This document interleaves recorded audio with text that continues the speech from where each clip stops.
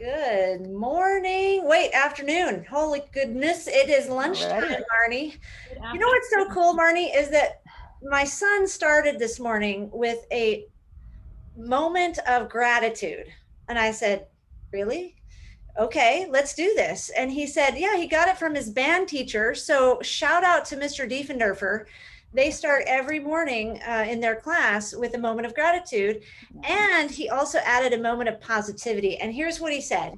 He said, the beautiful thing about uncertainty, Mom, is that you have infinite possibility. Okay, 16-year-old boy, people. That was a moment. I had to grab it. That's incredible. That is a great way to start the day. And you know what, Cheryl, thank you for being here today. We have PBS Learning Media joining us today on this webinar. And Marnie, I'm going to go back to you for a second, because I think having a teacher in my son's life that starts the day with a moment of gratitude is a really powerful thing. So what do you think about that, Marnie? I know you're in band, or you were in orchestra. I was a band kid as well. And I think I can't actually recall a teacher starting my day with a day of, with that attitude. And boy, I would like to be able to emulate that in the future as I move forward as a teacher. So always room to grow. I appreciate it. Yes. Thanks, Lisa. Exactly. Out of the mouths of babes. Yep. Bless you. Well, we are so blessed and lucky to have you all with us today. We will record this, so don't worry. You don't have to take notes, because you will see it soon enough. We are highlighting today PBS Learning Media. We have a wonderful guest with us today here at Canyon Professional Development. We are Grand Canyon University's Canyon Professional Development, which is PD with purpose. Everything we do has a purpose behind it. And I am so fortunate to have an incredible team here that you see virtual still. Yes, we're still virtual, and we are still here, and we're so excited to be here with you all. Lots of experts on the channel today, but definitely going to highlight Cheryl today. I am Corey Araza, the Director of STEM Outreach, 17 years in the classroom, computer systems, ESL, Spanish, and some makerspace fun in Arizona. And my trusty colleague, Marnie Landry. Marnie, would you introduce yourself and introduce our guest for us today? I'm the K-12 STEM Outreach Manager at Grand Canyon University with 16 years experience in the high school science classroom. You'll note that my social media tag is under there at Marnie_Landry, and I'll make sure we get both of mine and Corey's in the box, because we like to connect with you via social media as well. I'd like to introduce our special guest today, Ms. Cheryl Gerken from PBS Learning Media, specifically the Educational Outreach Coordinator. So Cheryl, if you'll tell a little bit about yourself. Sure. Hi, everyone. Welcome. I'm so excited you guys could join us today. I am, as Marnie said, Educational Outreach Coordinator for Arizona Public Media, which is the PBS NPR station located in Tucson. You all, if you're in the Phoenix area, have Arizona PBS. I am a former bilingual fourth grade teacher, and I was also a K-5 school librarian, also in a bilingual setting. I have a master's in language, reading, and culture, and I'm currently working on my master's in librarian science. So I come at this from many angles. So I'm very excited to share this great resource with you all today, and I think you're going to love it.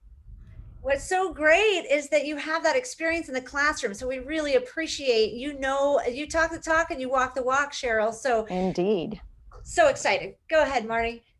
We always like to start our webinars and our lessons with an inspirational quote. And this one today is ask, how will they learn best, not can they learn? And this is from a movie from Jaime Escalante from Stand and Deliver. And Cheryl chose this quote. So Cheryl, I'd like to know why you thought this really set the stage for today's webinar. I like this quote because it really exemplifies sort of my attitude when thinking about kids, is thinking about the fact that all children can learn. A lot of it depends on how they learn best. And I think learning media offers a lot of variety and a lot of different sort of ways that we can approach learning with students. I think the visual is a really strong and powerful resource for students when we accompany that with text and drawing and some of these other modalities, it can be very beneficial for our students who learn very differently. So, excellent. But I like the focus that everyone can learn. Yes, and I really like what you highlighted because it fits right in with our goals and objectives today. So you're going to hopefully learn how to engage students with high quality resources in most content areas. So if you're on this call, they've got content for you with little to no prep. That's the awesome part, especially if you're in the classroom. We're going to look at 3 strategies how to navigate and identify resources on this expansive website. It's giant, PBS Learning Media. You're going to learn how to utilize the digital file cabinet so you can actually find those awesome resources a second time. And then just use PBS Learning Media content for virtual, hybrid, and in-person settings. So it's not just for this virtual world right now. You can still use them when you are back face-to-face in the classroom. At the very end, we'll have a link for you to evaluate the webinar and earn a PD certificate. So thank you. So Cheryl, you have some kind of highlights here about PBS Learning Media. If you briefly kind of describe each one of these, and then the rest of the webinar will get into these 3 items. Sure. What is 33,000 resources? Are you kidding me? It's a very expansive website, as you said. So very quickly, a lot of this content comes from PBS standards such as Ken Burns, Nova, Nature, but PBS stations such as ourselves and Arizona PBS also upload content to PBS Learning Media. So it is commercial free, which I think is a really important aspect as opposed to YouTube. And it also is very high quality journalistic level content. Excellent. And we have no new wheels. We know teachers like to invent wheels. Do we have to invent any wheels here? No, you don't. And that's the beauty of learning media. You can utilize it as simply as finding a resource you like, copy the link and post it to your students. It can be very, very simple. There are ways to dive in deeper, but from a beginning standpoint, it is very, very easy to utilize. And then you can always save your resources to return to later. And I'll show you how to do that today. Excellent. And you have versatility up here as well, which we kind of mentioned before. So did this site exist before we were all virtual? Oh, yes. Oh, yeah. PBS Learning Media has been around for about 12 to 15 years. It's been reiterated multiple times, and its current version is continuing to evolve, but it is a resource that teachers have used for many, many years. Excellent. So it's completely adaptable, just like we have to be in the classroom. Exactly. You can use it in person. You can use it as part of your anticipatory set. You can assign resources to students to work on at home for homework, or if they're in the hybrid model, they can work on it when they're in asynchronous learning mode at home. So lots of ways to use it. Woo. Well, let's find out how to use it. But before we do that, tell us about the educational theory behind it. Okay, well, this is really a model that, as we know, we use it a lot for science, but I think it applies to all areas of the curriculum. And I think that learning media, and it lends itself beautifully to all of these aspects of the 5E model, because it's very useful for finding engaging content that students can then also explore. It provides opportunities for students to be able to explain and think about some of the things that they've learned in the content. They can elaborate on that via discussions with classmates, via any kind of project-based approach. And then finally, they can evaluate it. So I think it's all of these are easily possible with all PBS Learning Media content. Fantastic. You know what I have to say, Cheryl, I have just dipped my toe into PBS Learning Media.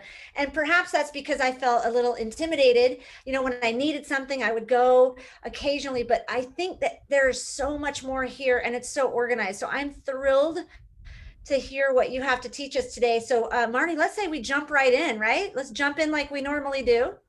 Feet first. All right, so I'm going to just move right over to a different link, which is the PBS Learning Media link. And we're going to pop a link into the chat for you all because we want you to go ahead and sign up for an account. In order for you to play along, you want to definitely have an account. And so I already have signed up for an account. So I'll show you what it looks like. Either sign in or sign up. You can sign up with Clever or Schoology, or your email address, or as you can see, Facebook, or one of those pieces. I have to say that you just need an email address. So no worries, easy to sign up. And what I like also is this geolocator. So Cheryl, tell us a little bit about that. So the beauty of the geolocator is when you go to sign up, you add your zip code. And so it geolocates you to whatever PBS station you are part of the broadcast area for. So if you're in Phoenix, actually for 9 of the counties in Arizona, you will be geolocated to Arizona PBS. For Southern Arizona, you will be geolocated to Arizona Public Media. But if you move to another state, you will be geolocated to whatever zip code you put in.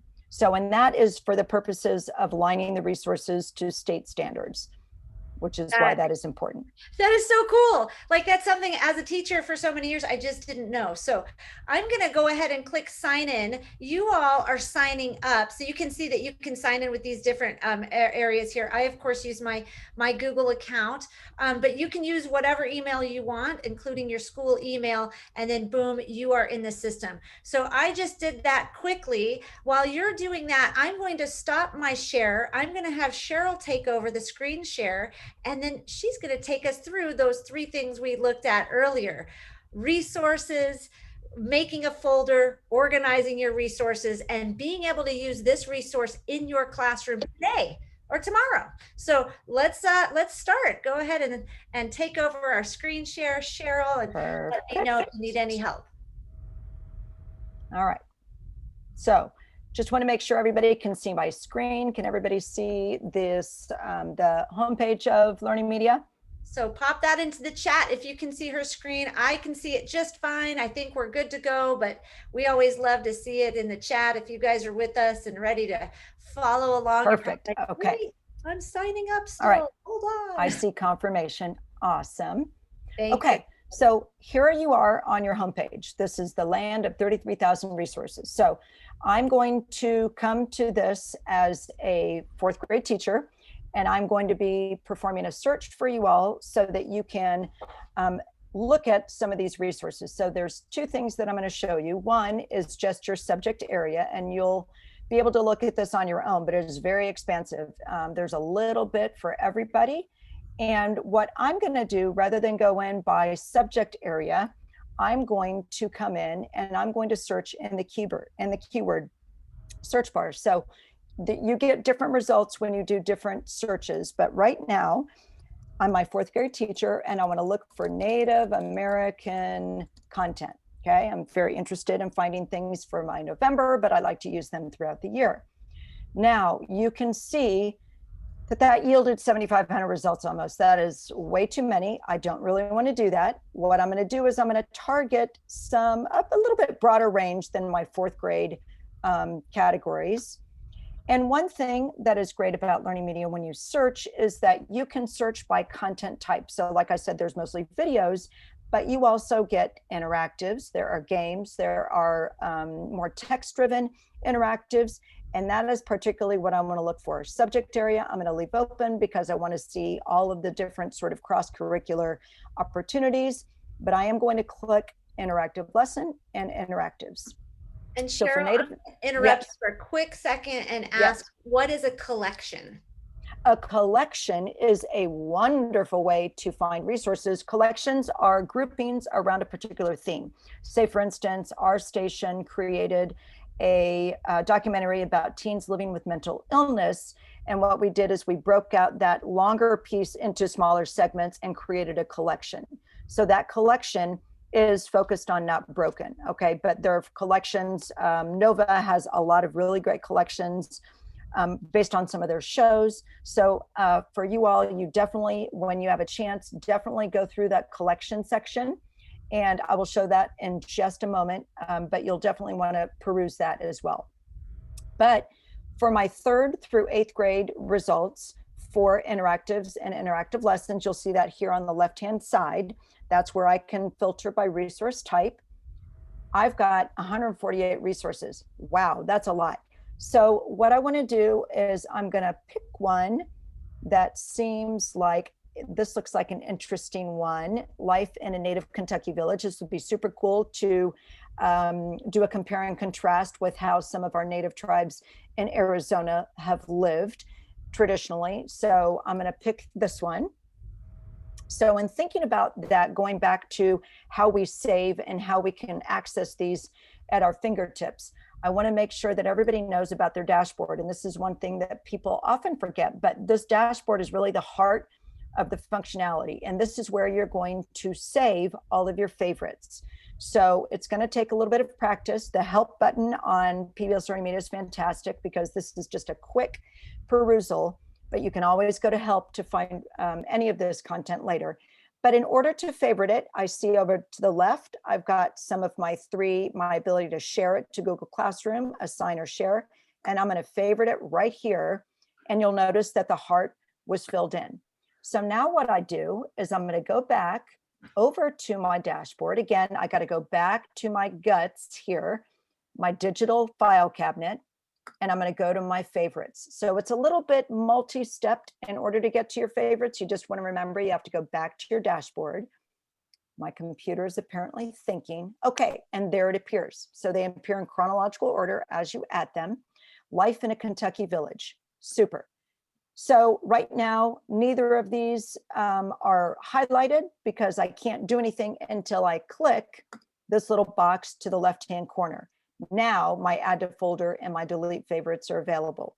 So I'm going to go ahead and add this to a folder. Now, another thing I want to make sure that you know about is the notes. So if you want to create a folder for your students, and now we're getting sort of into the versatility piece. If you want to create a folder of resources for your students, say you're going to study about natives in Arizona, and you want to include this for your compare contrast exercise, you can say, compare Kentucky tribes with Arizona tribes. And you can further illuminate exactly or share with your students exactly what you want them to do. Those can be notes for your students. If you're preparing a folder that you want to share with your students, they could all be notes to yourself. I added a note down here on this resource that I want to use it for a folder for teachers in talking about first grade physical science standards. Then I have another example where I'm giving instructions to students. Watch from this section to this section. So you can adapt it to specifically for students, or you can create it for yourself, notes as to why you liked it, et cetera, et cetera. So now I'm going to go back.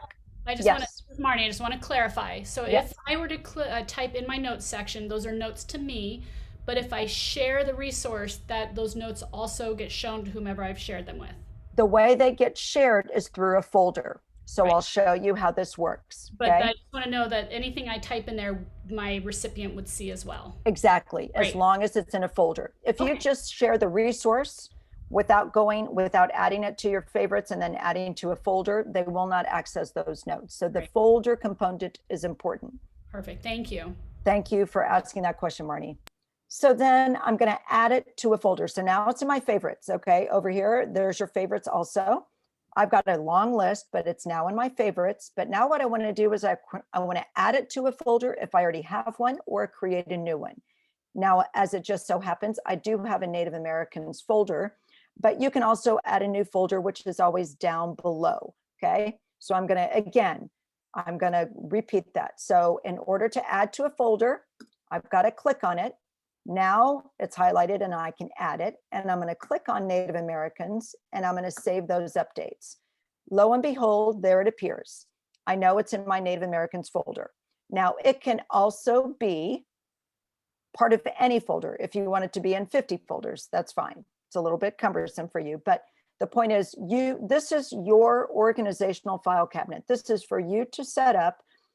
Think about how you organize your files when we were back in the universe of having a lot of paper and you have to organize them, and some of us still do, in folders in your file cabinet. So it's just a matter of thinking about how you want to utilize this resource and categorize it according to how you're going to utilize that resource with your students.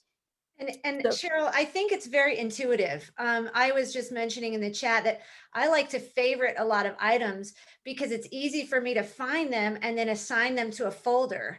Totally. So I don't know if that's something you do, but I really enjoy that. I do. So what my practice is when I go to my results, I click and I open them up in like 15 different tabs. Then I go through them and I favorite, because I'm a big tab person. I like to have everything already opened, and then I just fly through it and I favorite. And then I go back to my favorites folder. Right, Corey, that makes it very, a little bit cleaner when you know you're adding multiple resources. So now let me just show you the one other thing. This gets in again to that versatility component, but what you're going to do is to find what's in your folder. You're going to go on the left-hand side under folders, and forgive me, I have a bazillion. You will not have this many, but you're going to go to your Native American folder. And these are all the resources that I have in my Native American folder. And Life in a Native Kentucky Village was shared at the end. What I'd like to do is I'm going to copy this really fast and just post it in the chat so that you guys can see what a folder looks like on your end, because I want you to think about what a folder might look like when a student sees it. And because they'll see the resource in an expanded way. This is the condensed way. With these arrows, you can decide, okay, I want this to go farther down. So you can organize them the way you want your students to see them, which is very handy. So what you're saying is that our students are eventually going to be able to see kind of a mini lesson with some resources that you have. Yep. Cheryl, let me ask you a quick question that came up in the chat. Yes. Carol asked a great question here. It is, she searched social emotional and she sees a lot of grade 13 plus designations. Does that mean that these resources are for adults? Those are professional development pieces. Yep. Professional So development. there's a lot of PD on learning media. And then there's also a lot of social emotional. So you can, Carol, you can filter. The beauty of doing your keyword search is you can filter by those particular grade levels. And you can target a specific content area as well. It's very useful. Thank you. And I'm noticing that Marnie says that if Marnie says that the student view is nice and clear, then it is nice and clear. So thank you for commenting there too, Marnie. Appreciate it. Yeah, so you would see the way you're seeing the folder right now is as a student. So you'll see, if you go up to your dashboard, you'll notice you only have 3 options. I think that's the way it populates. So to toggle back and forth, and I want to make sure to point this out really fast before we go back. Down in the bottom left, and it's very buried, I'm very sorry because I wish it were a little bit more obvious, but in the bottom left-hand corner is the toggle between student and teacher view. So again, this is what the student view looks like. So the beauty of getting your kids rostered, getting them signed up, is that they now have their own account. And in thinking again about that 5E model, this is a wonderful way to get kids to start utilizing learning media for resources and for research. Let's say they're working on their Native American project, right? They could start going into learning media, they can start adding favorites, and they can use those as resources. Great way to be able to talk to them about citations, about thinking about their content. We're of course thinking about media literacy and analyzing all of the content that we're exposed to, but they can also see all their assignments. So me as a student, these are the assignments that have been assigned to me. So when you have your class and you assign them a video, it's going to show up in their assignments on their assignments section, and they'll know they didn't finish it because it says resume. They haven't started it because it still shows start, or a check mark for they have completed it. So it's a nice way for students to be able to track. And you as a teacher, I'm not going to get into it here. I'm happy to do this at a continuum if you want me to come to your school, or I can do a group of teachers, whatever trainings you guys would like me to do. But then I can get deeper into sort of the teacher and student side and some of the ways that you can utilize. You can create lessons with your students. I'll just show that really fast under your tools. And Cheryl, does it show when they've watched it, show the teacher? Lisa's asking a great question. So in other words, Go ahead. It will, I'm pretty sure it will show that they've completed the whole video. Okay, great. So yeah, that's definitely It's a good question. you could add it to your EdPuzzle, right? And EdPuzzle Yep. is one of those, tools that you watch a video for a little while and then ask a student to ask, have some questions so that the student has to answer before he or she can move on and watch the rest of the video. Exactly. So that would be a Exactly. great tool to use in conjunction with this. Thank you, Cheryl. And great Right. question, And then even within Learning Media, if you want to keep it within Learning Media, you can create a lesson that does exactly that, right? You can import links, you can add PBS Learning Media videos that they'll watch. Same thing. They can't advance to the next slide until they've completed what you've provided for them. So Lesson Builder and Quizmaker are great tools. So again, remember the dashboard. The dashboard is your best buddy for Learning Media. And you want to remember always to go back to the dashboard if you're trying to figure out, okay, wait, where are my favorites? Where are my folders? Dashboard. And so in a nutshell, that was sort of all three of those thrown at you really fast. I don't know if we want, if there's additional time, if we want to transition back into the presentation. Corey? Yeah, that is so awesome. Well, I think we have, those of you who are following along, if you have any questions, and you have been popping them into the chat, so let's certainly open it up for anybody who has some more questions, because I bet you're in there having fun. Cheryl, I'm going to ask you if you wouldn't mind, okay, I'm a student and I have just been assigned a Mrs. Gerken's lesson, and you've given me 4 videos or something to watch. Is it just video content or the interactive lessons? Obviously, you've got the lesson builder and that sort of thing. I have to create those first, and then I add those. No, she's okay. Let me show you. Let me show you tricks that I want to know about, don't you? Yeah, Go yeah, ahead. yeah. Yes, Dr. Lisa. Yes, it is a pickle. Thank you. She's like our comic relief today, I see. She is awesome. Yeah. So let me show you guys down below, and you'll see this if you're in Arizona.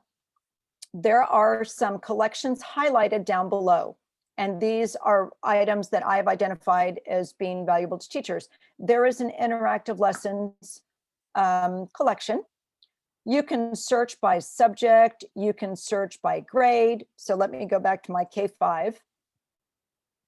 Now I'll show you what these look like. These are really awesome. This is not quite, and I want to go back to Kentucky. The Kentucky PBS station actually has an amazing education department, and they produce some incredible content. They're sort of my dream station, and I really hope someday to be able to do this for Arizona, to be able to create this amazing content. But so let me show you what an interactive lesson looks like of this type. So this is very text heavy. So remember, this was, I think this was grades 5 to 8. So it incorporates text. It incorporates videos that they watch. Often it has questions or any content right here. They're going to take notes about what they just read.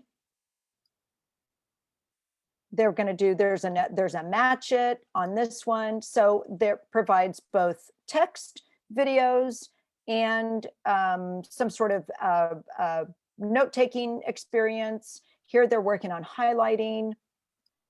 So this is the format of a lot of these types of lessons that are coined interactive lessons. They tend to be more text-based.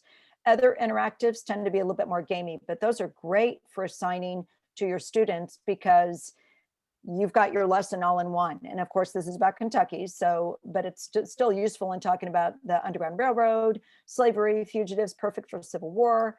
And really, you could tie it into Arizona and Arizona's status during the Civil War. So that is what an interactive lesson looks like. So again, perfect for assigning, very easy. If you go to assign or share, you can assign to a class if you have a class rostered. If you don't, you can just share a link. And so you get can that share link. that link with us right now. You could put that link right now into the chat, and you all could go check out this Kentucky Underground Railroad.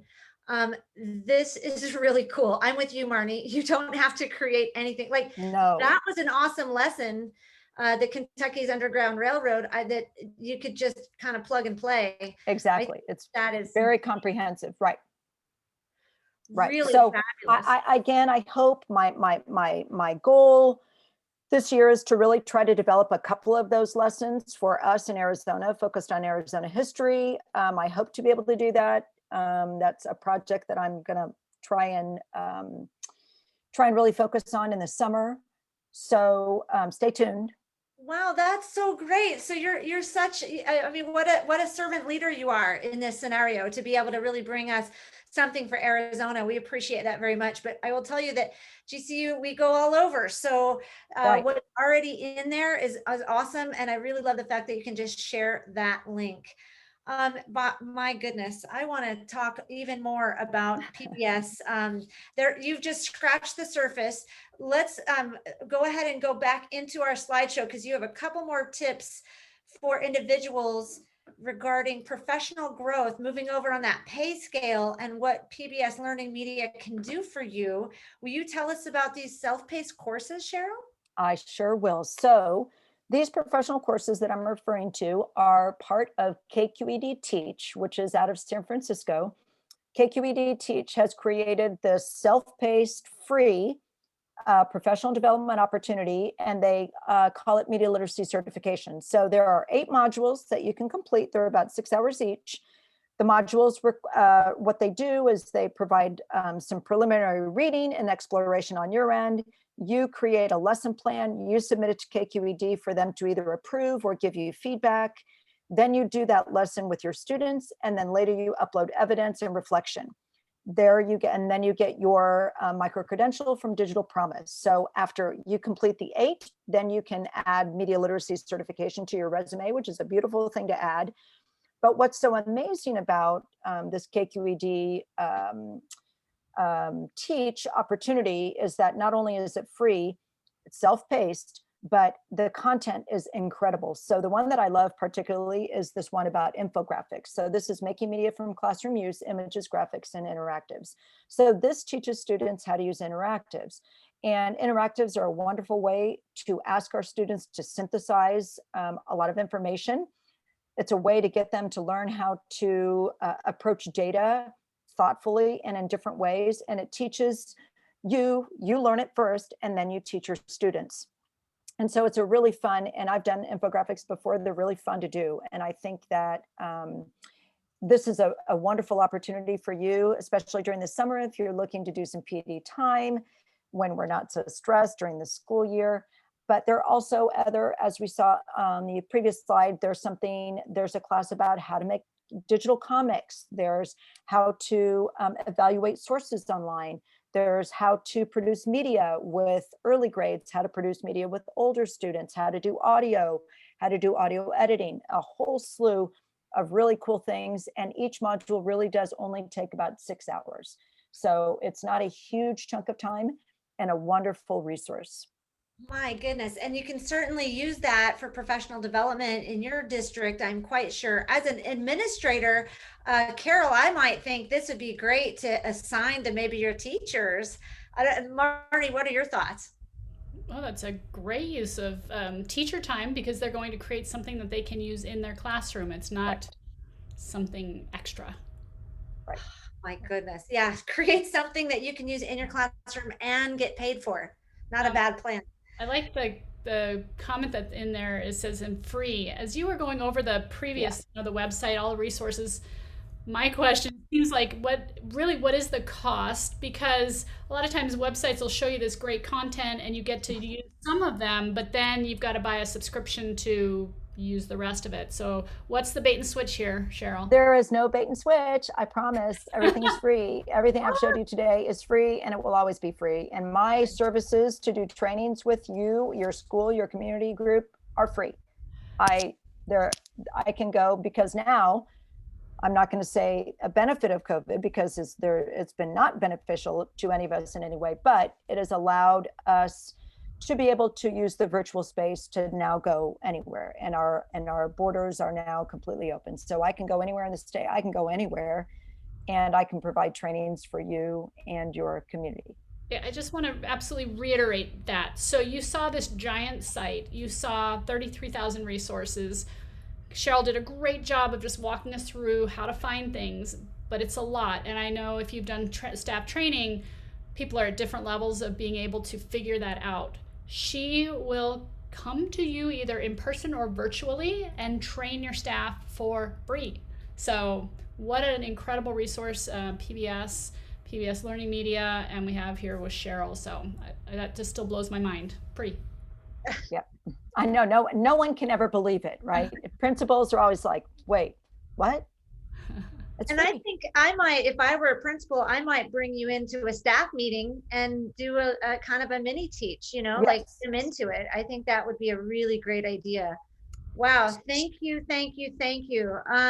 I know I learned a few quick tools for my toolbox today, but before I put my tools into the chat, I would love to ask what you all have learned. And you may already be out in the PBS Learning Media sphere right now. I know Lisa Durf is, I'm sure Dr. Durf is doing that right now. If you're out there, what tip, trick, tool did you learn today as a result of Cheryl coming on and joining us today? So please pop that into the chat. Yeah, I love it. So please pop it into the chat for us. We would love to know what it is that you added to your toolbox. And if it's just the whole thing, go ahead and pop that in for us.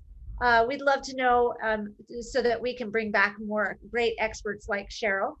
And while you're thinking about that, I'm just going to reiterate our objectives today. Hopefully we were able to engage, to help you learn how to engage students with high quality resources, navigate a little bit of that resource on the PBS Learning Media. Hard to navigate 33,000 resources in an hour webinar, but we definitely gave it a quick try. Utilize the digital content in the file cabinet. We talked about favorites and putting those into folders, and using that learning media content for virtual, hybrid, and in-person settings, including Cheryl coming to your site to help you bring that in. Marnie, what do we have? Do we have some tools in the toolbox? Just someone just had no idea there were so many resources to offer. So that was great. The social emotional resources. Personally, I didn't realize you could save a note that would actually go out to your students in the folder. So I love that, some clarification and direction instead of just here's a video. So. Yeah, Rochelle, you got some really good comments in here. Cortez High School, awesome. We need to have a chat. I'm really looking forward to having a chat about bringing more STEM integration into your high school as well. Just so y'all know, we have some future opportunities here on our website, on our webinar, our Wednesday webinar. GCU College of Education will be here with us March 10th, 12 to 1. And the role of technology moving forward, we have GCU doctoral research, April the 10th. They'll be talking with us about where do we go from here? What does the research say? And where will we head now that we have technology? Just like Cheryl said, she can now come anywhere and present to you. And how cool is it that technology allows us to do that? So come check that out on the 10th of April. And then of course we need your opinions for May 10th and June 10th to put together some opportunities for our next webinars. Don't forget that we do this with purpose to empower, educate, and inspire our community. That's you, so that you take action to fulfill your purpose and to serve others. We thank you for what you do in the classroom every day for our students. And we just want to thank you so much for being here with us today. I know it's a quick bite-sized learning, which is why we call it bite-sized learning. And but we'd love for you to come back and join us and or share this with a friend from our YouTube channel. So our evaluation will be popped into the chat in just a second here. And we would love for you to evaluate the webinar for us.